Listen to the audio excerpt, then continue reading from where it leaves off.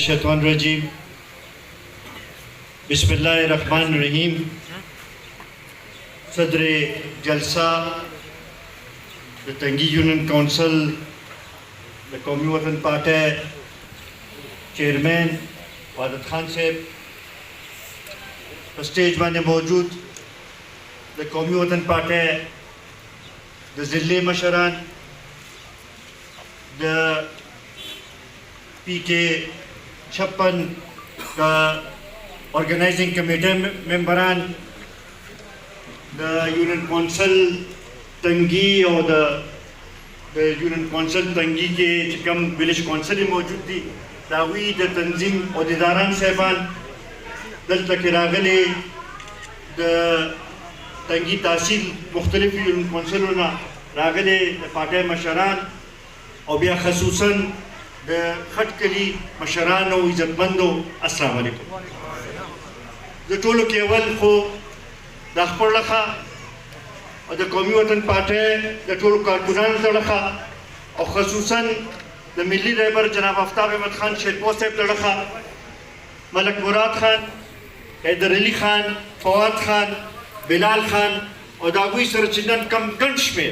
इज्जतमंद मशरान मुनसर पर कौमी वतन पार्टी के शामिल छू अगुई तार कलेम वेमा और दा यकीनदानी वर्कोमा चितासु यो सही फैसला करेगा इंशाल्लाह यो ज़ेबा दे पुख्तून काम द तरक्की द सोकाले न परा यो ज़ेबा जिद्दोजहद बकौबा और इंशाल्लाह दा काम द तरक्की पला रवाना बा इज्जतमंदो माने मख के वादत खान खबर उकड़े जावेद हुसैन खान खबर उकड़े और टोलो के उगर तकरीर मुसा खान पर क्यों को कमंगे नजर वाचो पति तंगी तहसील के पति जिला 400 के दीदी गुट गुट के द कौमी वतन पार्टी द मशरान खिदमात मौजूद थी दावी द खिदमात नख मौजूद थी नन दल तकी देर दास जवानान मौजूद थी क्या हुई तदा एहसास न कीगी चिन्नन्ना शल काला मख के नन्ना देश काला मख के या नन्ना सलवेख काला मख के द तंगी से सूरत हालो और नन से सूरत हाल दे नन कमुंगा ये तंगी तहसील कुट कुट तक बिजली रसीदले दा दादा शहीद वतन हैत मोहम्मद खान शेरपो बिया दागे न पस्ता द मिली रहबर जनाब आफ्ताब अहमद खान शेरपो कारनामा दा द तंगी तहसील के और बिया खसूसन तंगी यूनियन काउंसिल के दमा ख्याल दी चे 80% स्कूल न चदी दा टोल द मिली रहबर जनाब आफ्ताब अहमद खान शेरपो पर वक्त की कोशिश पर तंगी के उस खुदागी अस्पताल आगा पोजीशन न ले हमारा याद दी कि 93-94 के चिकल दा अस्पताल कंप्लीट शो दा से सिलसिला तक रवाना हुआ कि 400 न बखलक रातल हुए बे कि मुंग पतंगी अस्पताल के खपल इलाज को जगह चिद्दत तक दा मरीजान सही खिदमतम कीगी और दावी इलाज सही तरीके से या तक शांति टेक्निकल कॉलेज उगोरे नूर देर सदा से उगोरे स्वीगेस दल तक आगा वक्त रागी च जेलम किला स्वीगेस नो पंजाब की जेलम वे खाद अल तक की स्वीगेस नो तंगी की स्वीगेस रसीदे नन वादत खान बाज खलक पर आपासी अभी बदा खबरी कई चेयर तासुक करी दी मुंगो ता इलाकी कारून न खयू पदागे कस पकोर के बाजाती कारून वो तो खयू लेकिन चेहल तमाम फैसिलिटीज बनी की दो अगर बड़ा मिली रहबर जनाब आफ्ताब अहमद खान शेरपो दला से लगी दनी که بجلی بلیږي نو هغه د ملي رهبر جناب آفتاب احمد خان شیرپا د لاسه بلیږي او که هغه سبق ویلي نو د ملي رهبر جناب آفتاب احمد خان شیرپا چې کوم سکول جوړ کړی و په هغې کې به یې سبق ویلي هغه لحاظ سره د قومي وطن پارټۍ د کارکنانو خدمات شته په دې کې هېڅ قسمه شک نشته اوس دا خلک په دې خبرې باندې پوهول دي دا 4-5 کاله زه وایم یو لحاظ سره ډېر ښه وشو چې خلک فرق محسوس یو طرف ته د ملي رهبر جناب آفتاب احمد خان شیرپا شخصیت واخله چې که اپوزیشن کې وي او چې خبره کوي نو حکومتونه او وزیر اعظمان خبره اوري او بل خواته هغه سلیکټډ ایم این ایز او ایم پی ایز چې په مرکز کې حکومت په صوبې کې حکومت صدر هم د هغوی په سینټ کې هم د هغوی دغه زیات ممبرانو او زما خیال دی چې چا خبره خپله حکومت خبره نه ورده نو تاسو په خپله دې کې فرق محسوس کړئ مونږ چې دا ووټ استعمالو دا خپل نماینده ټاکو چې زمونږ د حقوقو تحفظ وکړي په قومي اسمبلی کې او په صوبایي اسمبلی کې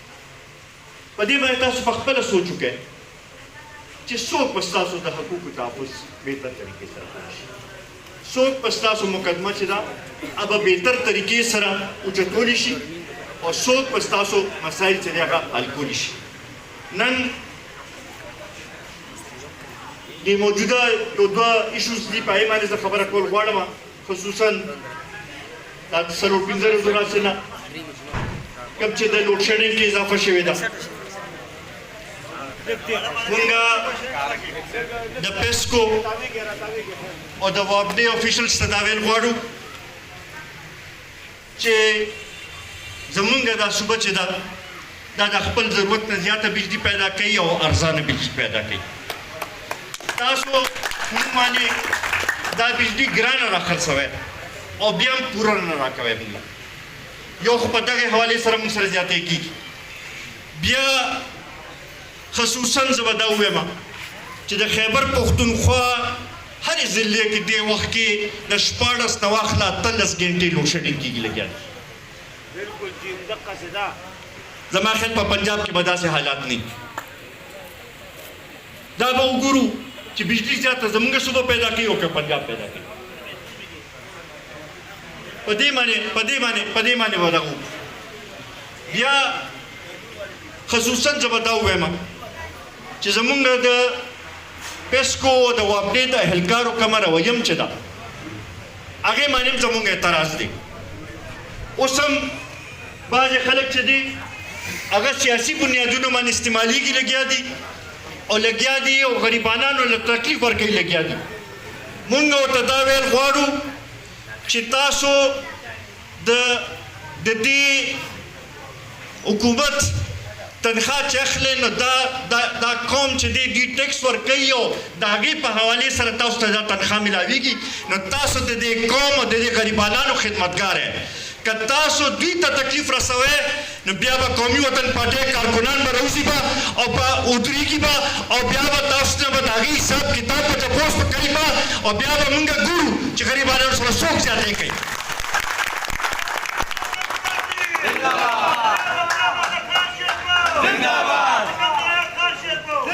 دغه شانتې که مونږ وګورو نو مرکز کې ناست خلکو ته مونږ دا ویل غواړو چې د پاکستان دا اوسه پورې چې کوم طریقې سره وچلولی شو د هغې حالات ستاسو مخامخ دي نن په ورکوټې صوبو کې احساس محرومي شته نن د ورکوټې صوبې خلک چې دي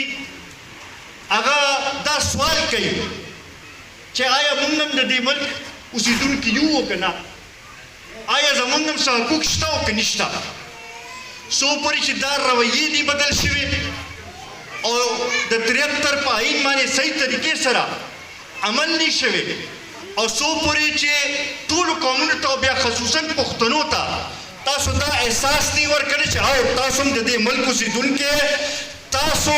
په ټول فیصله سازو کې چې دی هغې کې به تاسو شریک کېږئ نو هله به دا ملک چلی صحیح طریقې سره کني نو دا کم طریقې سره چې وچلېد نو دا هغې حالات تاسو مخامخ دي دا کم صورتحال چې جوړ دی نن موږ ورته دا ویل غواړو چې نن د دې ضرورت دی چې د طرز حکمرانی به بدلول غواړي بیا ورسره د افسرشاهۍ په رویې کې به تبدیلي راوستل غواړي او دې سره بطور یو وفاق دا صحیح طریقې سره به چلول غواړي چې هغې کې څلور واړه صوبې چې دي د رونو په شانتې وچلي هله به دا ملک ترقي کوي هله به دا معاشي حالات ښه کېږي هله به دا خلک چې دی دا به داسې محسوس کوي چې او دا ملک چې دی دا زمونږ دی او دې لپاره به هغوی بیا قربانۍ هم ورکوي او بیا به هغه شانتې نور ته ښه کوي خو که دا کم طریقې سره چې تاسو دا سلسله مخکې نور بوځئ نو بیا به هغې کې مشکلات راځي په هغې کې به احساس محرومۍ کې اضافه کېږي مونږ نه غواړو چې زمونږ مشرانو کمې قربانۍ ورکړي دي د دې ملک جوړولو لپاره چې هغه قربانۍ ضایع شي مونږ نه غواړو چې زمونږ دې قوم چې کمې قربانۍ ورکړي دي او خاص کر پښتنو چې کمې قربانۍ ورکړي چې هغه ضایع شي د پښتنو د وینې چې دی مونږ غواړو چې د هغې دا حساب موږ ته میلو شي چې هر پښتون ته خپل حق میلو شي چې هغه دا محسوس کړي چې زه ځم د دې ملک حصه یم هله به دا ملک چې دی ترقي کوي به او څو پورې چې دې رویې کې فرق نه راغلی نو دا ملک ترقي نشي کولی د قومي وطن پارټۍ بنیاد د هغې فلسفه سوچ هم په دې باندې دی چې مونږ غواړو د خپل د قوم د خپل د دې غریبانو حق غواړو او د هغې نه زیات څه نه غواړو مونږ دا غواړو چې زمونږ د قوم ته همغه شانتې دغه دې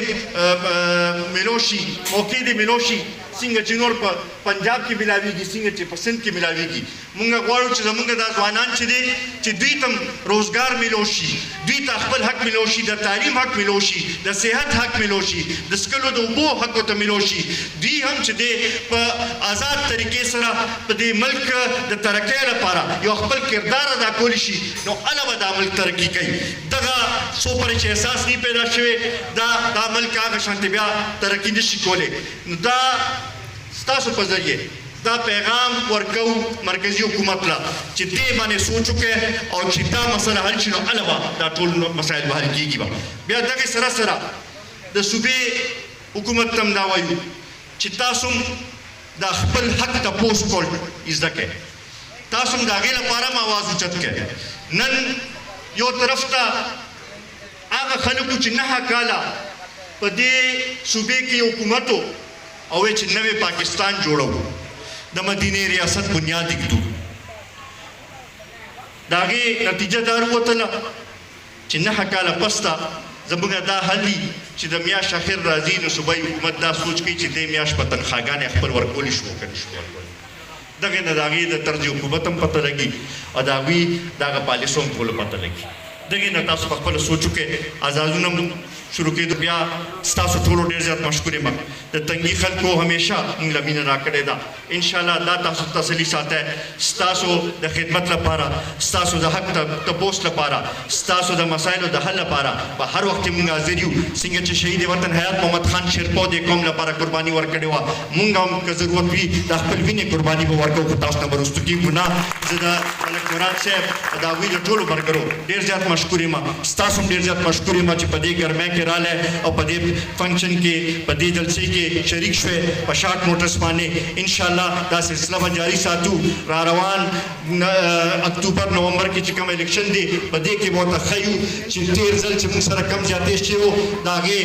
بدل به موږ واپس اخلو به او انشاءالله دا به ورته ثابتوو چې قومي وطن پارټي چې راغی د دې صوبې ټولو کې